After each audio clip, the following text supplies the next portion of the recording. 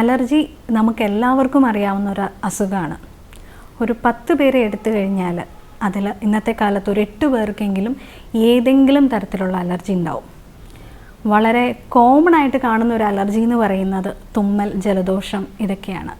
അതുകൂടാതെ ചൊറിച്ചിൽ, സ്കിന്നിൽ വരുന്ന അലർജീസ്, അതായത് ഡിറ്റർജൻറ്റ് അല്ലെങ്കിൽ പോളൻ ഗ്രെയിൻസ് അങ്ങനെയൊക്കെയുള്ള വസ്തുക്കളിൽ തൊടുകയോ പിടിക്കുകയോ ചെയ്യുമ്പോഴത്തേക്ക് വരുന്ന അലർജി. അതുപോലെ തന്നെ തുണി അലക്കുന്ന പൊടി ഉപയോഗിക്കുമ്പോഴത്തേക്ക് വരുന്ന അലർജി. അങ്ങനെ വളരെ കോമൺ ആയിട്ട് ഇന്ന് അലർജികളുണ്ട്.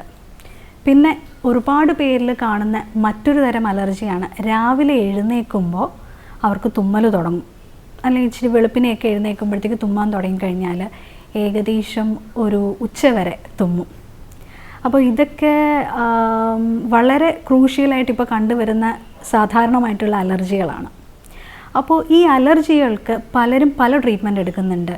ഹോമിയോപ്പതിയിൽ മികച്ച ട്രീറ്റ്മെൻറ്റ്സ് ഉണ്ട്, ആയുർവേദത്തിലുണ്ട്, സിദ്ധയിലുണ്ട്, പ്രാണിക് ഹീലിങ്ങിലുണ്ട്, അങ്ങനെ അലോപ്പതിയിലുണ്ട്. അങ്ങനെ പല ഓൾട്ടർനേറ്റീവ് മെഡിസിൻസിലാണെങ്കിലും മോഡേൺ മെഡിസിൻസിലാണെങ്കിലും അലർജിയുടെ ട്രീറ്റ്മെൻറ്റ്സ് ധാരാളം എടുക്കുന്നവരുണ്ട്. പക്ഷേ ഈ ട്രീറ്റ്മെൻറ്റ്സ് ഒക്കെ എടുത്താൽ പോലും കുറച്ച് കഴിയുമ്പോഴത്തേക്ക് പലർക്കും അസുഖം റിക്കർ ചെയ്യുന്നതായിട്ട് കാണുന്നുണ്ട്. ഒരുപാട് നാളത്തെ ട്രീറ്റ്മെൻറ്റിനൊടുവിലും അലർജികളൊക്കെ പലപ്പോഴും തിരിച്ചു വരാറുണ്ട്. അതിന് ഒരു പ്രധാന കാരണം എന്ന് പറഞ്ഞാൽ അലർജിയുടെ ഉത്ഭവമാണ്.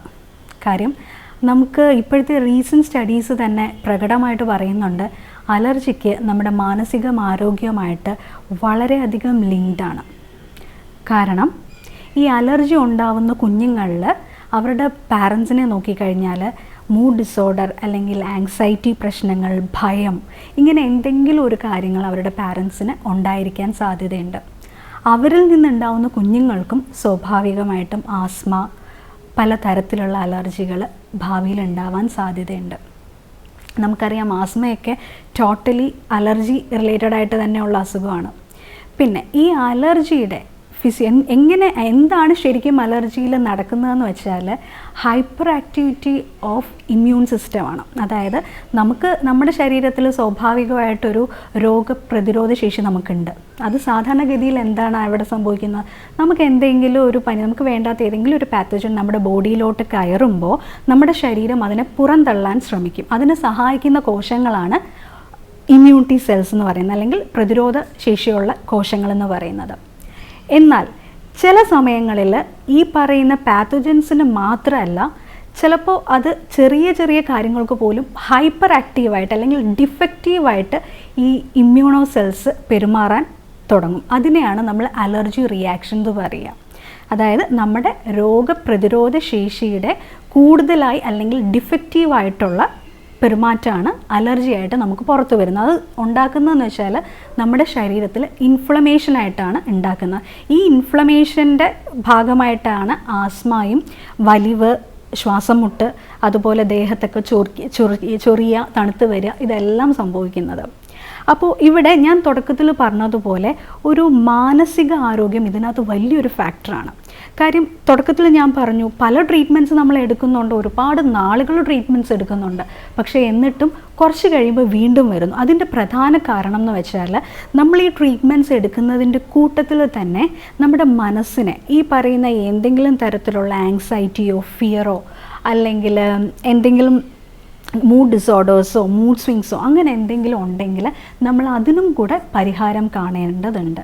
കാര്യം അലർജിയുടെ വലിയൊരു ഫാക്ടറായിട്ട് ഫിയർ എന്നതിനെ പറയുന്നുണ്ട്. കാര്യം നമുക്കിപ്പോൾ എന്തെങ്കിലും ഒരു സാധാരണ ഗതിയിൽ തുമ്മലുള്ള ഒരാളാണെന്ന് തന്നെ ഇരിക്കട്ടെ, ചിലപ്പോൾ പെട്ടെന്ന് നമ്മൾ ഇമോഷണൽ ആയിക്കഴിഞ്ഞാൽ ഈ തുമ്മൽ കൊണ്ട് കൂടാൻ സാധ്യതയുണ്ട്. നമ്മൾ ശ്രദ്ധിച്ചാൽ നമുക്ക് മനസ്സിലാവും അത്.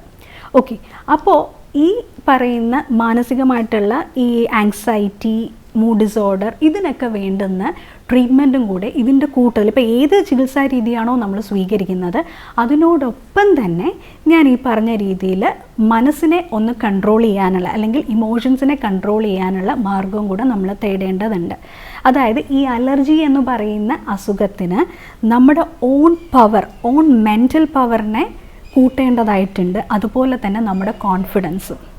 ഇത് രണ്ടും നമ്മൾ ഒരു പരിധി വെച്ച് അതിനെയും കൂടെ ഒന്ന് മാനേജ് ചെയ്ത് കൂട്ടത്തിൽ ട്രീറ്റ്മെൻറ്റും കൂടെ ആകുമ്പോഴത്തേക്ക് നമുക്ക് പൂർണ്ണമായി തന്നെ അലർജീനെ ഭേദമാക്കാൻ സാധിക്കും.